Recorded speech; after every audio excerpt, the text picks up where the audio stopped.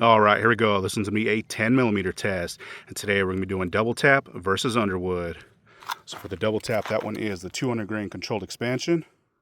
That's what that thing looks like. It does have your standard brass case and is rated at 1250 feet per second. And for Underwood, that one is the 200 grain XTP bullet. That one has your nickel plated brass and is rated exactly the same, 1250 feet per second. So we'll see how close we come today. So we will be testing out of our Glock 40. That one does have that 6-inch barrel. And we'll be going through our gel. Those are 10% calibrated blocks. The overcatch block behind that, so a total of 22 inches of gel, 4 layers of cotton tissue on the front. And like always, we'll set up our chronograph so you know hopefully pick up those impact velocities. So let's set up and see how these rounds do head to head. First one up will be that double tap. All right, we're setting it to 15 feet.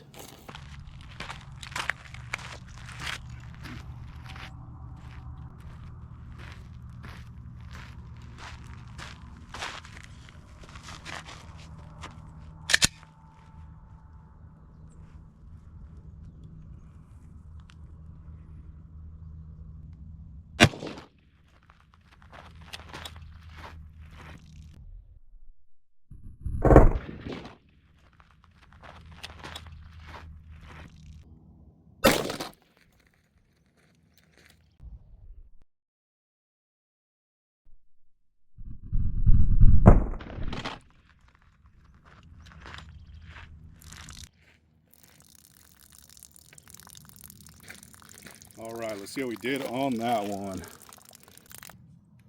All right, so it looks like our impact velocity on that one was 1124, so definitely quite a bit lower than advertised. Advertised was 1250, and like I said, before, crazy that we're getting these lower numbers out of this, full-size 6-inch barrel or extra long 6-inch barrel. But anyways, 1124 on that one. All right, so there's that entry. Looks like I got a pretty good hit on that one. You can kind of see down in there and a pretty decent star pattern so far. So let's check it out from the top.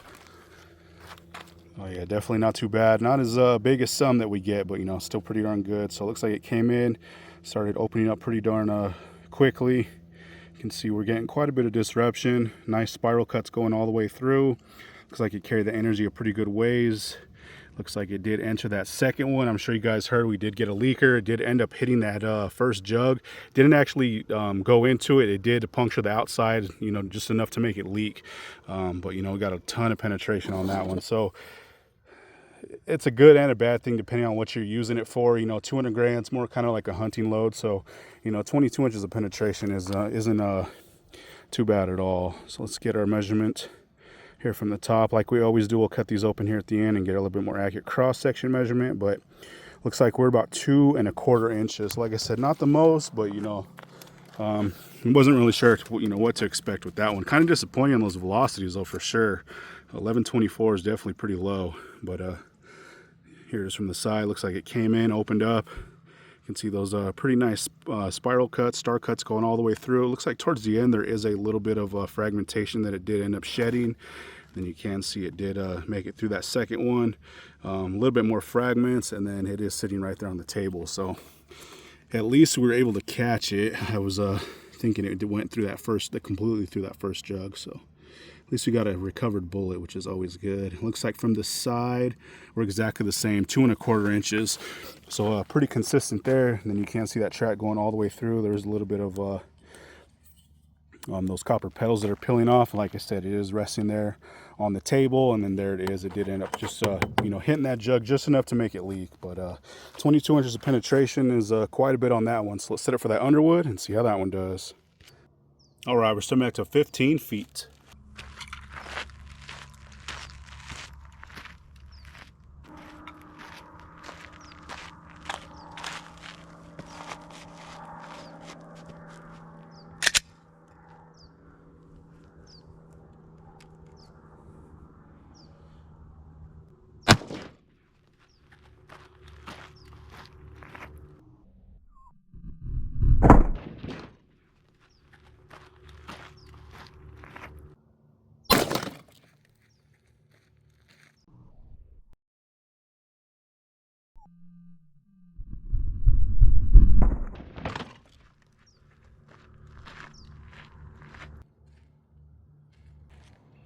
All right, let's see what we did on that one. All right, so it looks like our impact velocity on that one was 1219. So once again, kind of disappointing. You know, rate is 1250. It just seems like these companies just aren't doing it these days. But anyways, you know, not the best, not the worst. All right, so there's that hit. Looks like I got another good shot on that block. You can see right down in there, and a pretty decent star pattern so far. So let's check it out from the top. Oh yeah, definitely not too bad. So it looks like we definitely got a little bit more disruption that last one. You can see it came in, opened up. There's really small chunks of lead in there. Did get a really nice star pattern. Looks like it carried it pretty much the whole way through that first one, and then we did actually make it into that second one in quite a ways. There's a little bit more fragmentation, so you know, starting that second one as well, and then there that slug is. So this one didn't make it out, but it made it a pretty good ways. So let's see what kind of measurement we have here at our widest spot, and it looks like we are just shy of 3 inches. So like I said, you know, definitely a little bit more than that first one, but still not the most that we've seen from 10 millimeter, but it just seems like these companies just are not loading them like they used to.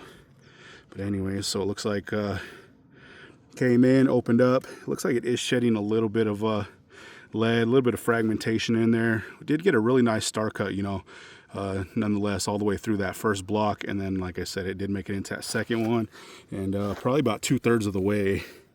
So let's see what kind of measurement we have here from the side. And from the side, looks like we're about 2 3/4, so a little bit less from the side than the top. You know, still pretty good stuff though. And as this track here on the top, you can see it did start to shed a little bit of lead even there in that second one, and then it is facing downward. And at our leading edge there, we made it 9 1/4 inches. So that is a total of 20 1/4 inches of total penetration, which is actually you know, quite a bit. Like I said, these are kind of meant for more of like you know, your hunting load, that, you know, heavy 200 grain slug, but still pretty good. But anyway, so check it out one time from the top. So the one on the right was that double tap, one on the left was that Underwood.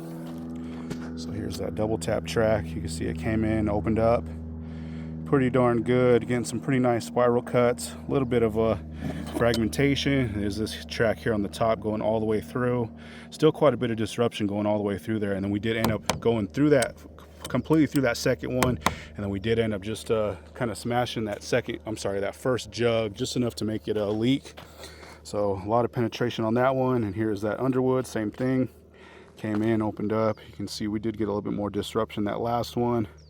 Nice spiral cuts going through. This one looks like it was settling down that last part of that track. It is this one right here. And then you can see it did make it into that second one in a pretty good way. So definitely not too bad. So let's pull these rounds and see what they look like. All right, check these things out. Looks like they both got some pretty awesome expansion regardless of those you know, low numbers. So the one on the right was that double tap, and the one on the left was that Underwood. So here's that double tap. You can see a thing opened up, mushroomed out really nice. You can see those wicked looking petals. It did end up peeling one of them off, and it is still in the gel. But definitely a nasty looking round. I did test this, you know, it's been a long time, it's been a few years, and I did test it out of the full size. We got some pretty good expansion, but definitely nothing like this. But that is some nasty looking stuff, and those petals are very sharp, so definitely got to be careful for that. But you know, still pretty impressive. Like I said, those numbers weren't impressive, but you know, the way that round expanded was. But here is that Underwood, so there's that XTP. You know, these ones always open up nice and picture perfect. You can see a really nice mushrooming, and those petals peeled right back really nicely. There's still quite a bit of gel and stuff stuffed in there, but pretty good stuff. And that one, you know, stayed in the block, which is good. Didn't get too much penetration. We'd still like to see a little bit higher numbers, but you know, they both did pretty good regardless. So they are one time from the bottom. So the one on the right was that double tap, one on the left was that Underwood. And last time from the top. So like I always do, guys, we'll rinse these out, get our still shot, slow-mo, retain weight, all that good stuff here at the end. Once again, though, it was the 200 grain double tap control expansion against the Underwood 200 grain Hornady XTP bullet. Double tap, Underwood. Thanks again for watching, guys. All right, so there's that cross section for that double tap. You can see we have some pretty decent splitting in there. Pretty nice cuts. Definitely not the widest that we've seen, especially in 10 millimeter, but you know, it's still pretty impressive. I did remeasure these. They are peaking right at 2 3/4 and averaging right around that 2.5 inch mark. So like I said, not the biggest stuff, and we definitely didn't get the most velocity, but yeah, kind of expected with that stuff. I don't know. Anyways, let's cut this open. All right, so there's after being cut. So this bottom is the right side and this top is the left. So you can see pretty much as soon as that thing came in, right around that 1/4 inch mark, it started to open up. You can see a nice wide path going all the way through. It looks like it did drag in a little bit of that cotton t-shirt. Hopefully you guys are able to see all that. And like I said, we got some pretty decent cuts. Not the most. I wasn't too impressed with that stuff. It is a super old batch that I had just kind of laying around. But, you know, like I keep saying, with that 6-inch barrel, I'm definitely expecting a lot more velocity than we're actually getting. So it's just kind of weird that we're not getting that much. I'm usually getting almost as much, if not more, velocity out of that 5-inch. You know, that Rock Island 1911 that I have, more than this Glock barrel. I don't know if it's because the tolerances are tighter or what, but I don't know. It's just very interesting. But anyway, same thing on this side. Came in, opened up. You can see that path really good, going all the way through. The one thing that we did actually get with this one was a ton of penetration. So it would probably be a good hunting load, you know, because it's still tearing stuff up pretty good. As you can see, there is some nice cuts down in there. But we're getting a lot of penetration. So it definitely reach down in there to what you need to. But still pretty cool round to test. It's always fun to test something different. And you know, those original 10mm loads that they did way back in the day was 200 grain, big old 200 grain slug traveling at about 1200 feet per second. So we at least reached that, but it was out of a 6-inch barrel. We'll do one more quick angle. You can see what's really going on. Still some pretty nice splits though. Quite a bit of damage going on. Same on this side if we can keep it up. But yeah, you can really tell. You do have a nice wide cuts and quite a bit of fabric that one did bring in. But anyways, that one was that 200 grain controlled expansion by DoubleTap. All right, and there's that cross section for that Underwood round, and that one was at XTP. But you can see this one definitely got a little bit more kind of spider webbing splits down in there. Just a hair more damage. Definitely not, you know, a lot, but it was doing a little bit more. I believe we were getting a little bit more velocity. But still, once again, it was quite a bit lower than advertised.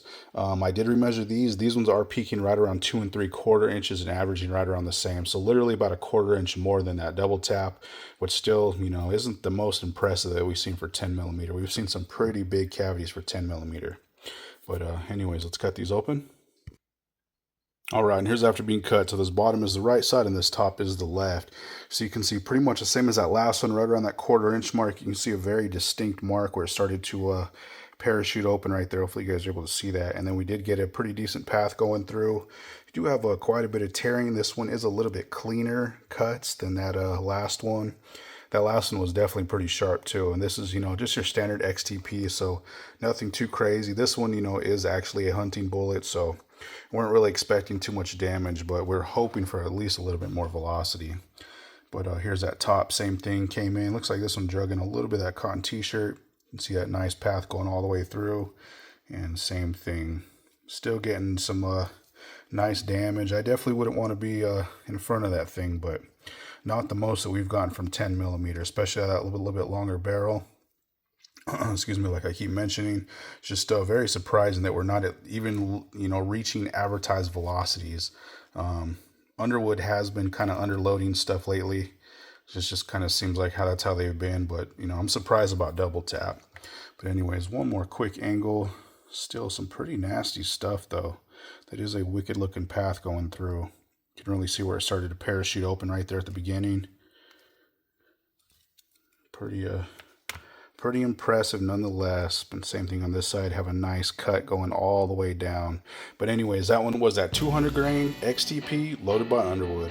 Thanks again for watching, guys.